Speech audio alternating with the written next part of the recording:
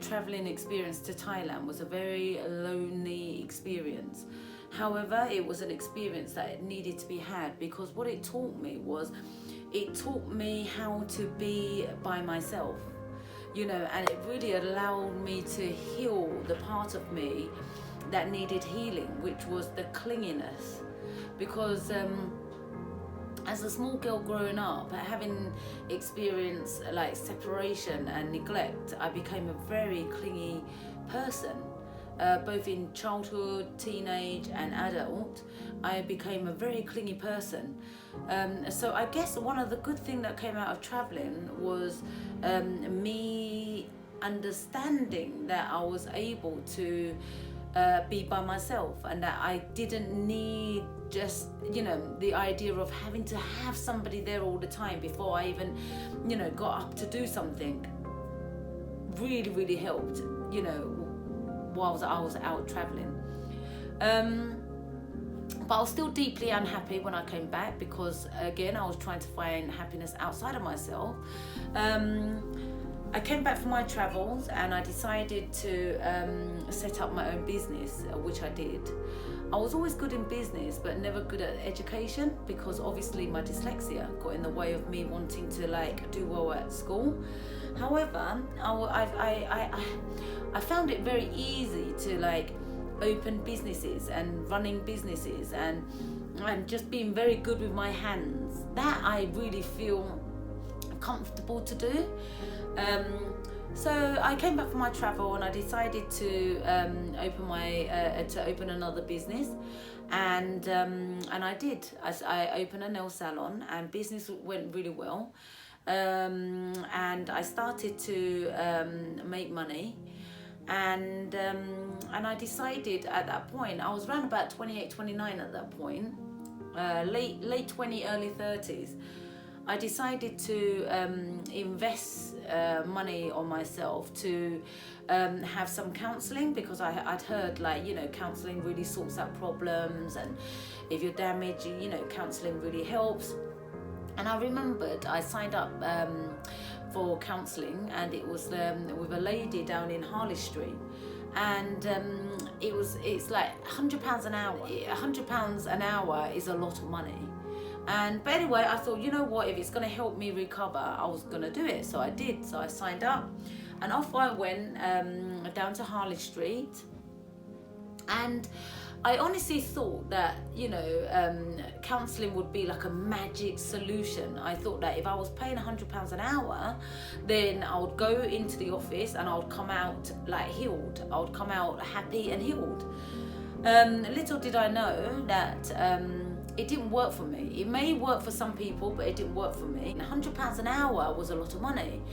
And I'd go there with this idea of having this magic solution that she was gonna make me feel better or make me well, But when I went there, I remember just it being really boring.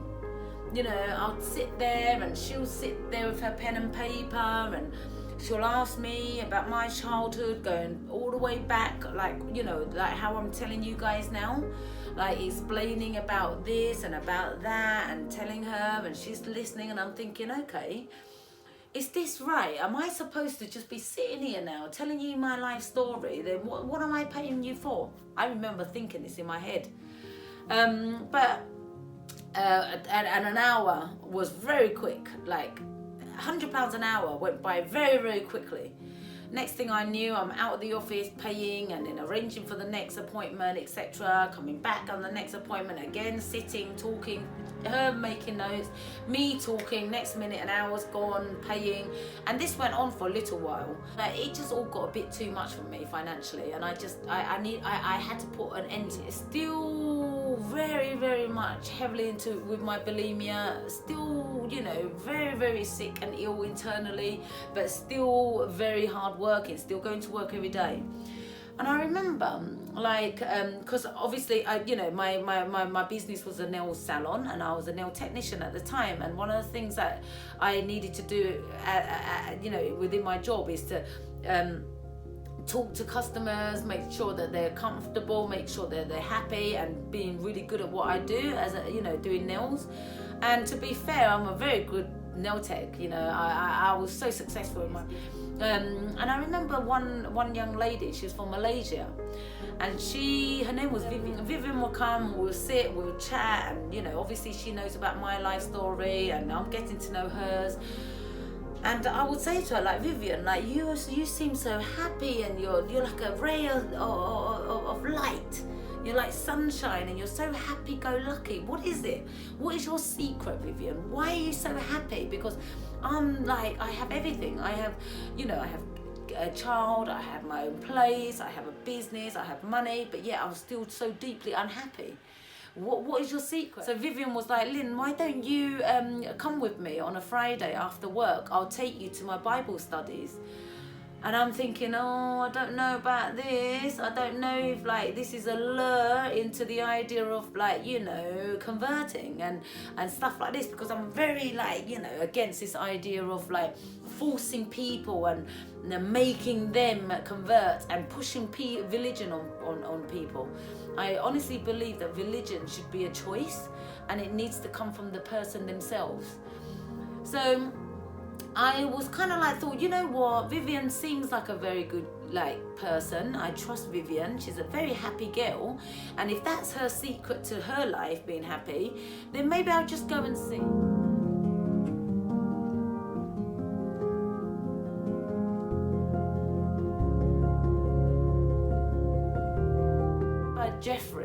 Jeffrey was the gentleman that hosts like Bible studies in the evening. And I remember like before I, you know, on the way on the train to Jeffrey's place, I remember thinking, you know what, I've got nothing to lose. It's a night out with Vivian.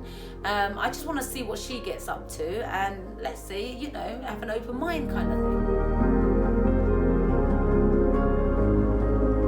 And my bulimia had peaked at this point. You know, my bulimia had peaked, and I was making myself sick maybe 7 to 8 times in a day, to the point where I was exhausted. I would do anything at this point. I would do anything just to have this bulimia away from me, because I became so addicted to it.